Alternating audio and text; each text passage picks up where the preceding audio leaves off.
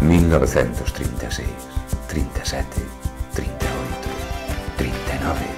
Anos de brutal e sistemática represión para aniquilar as persoas, as vontades e as ideas transformadoras da Segunda República. Toda a sociedade é destinataria directa ou indirectamente do accionar represivo que se exerce sen contemplacións desde o púlpito, a escola e o resto das institucións ocupadas polos golpistas. A lingua galega, elemento diferenciador do ser galego, non fica allea á cruzada totalitaria do fascismo español. Os fusilamentos ou o cárcere pros escritores, editores ou educadores, a queima de libros, as sancións aos mestres, a depuración das bibliotecas, a censura, o desprezo pola lingua propia de Galicia foron unha constante durante os longos e escuros anos do franquismo.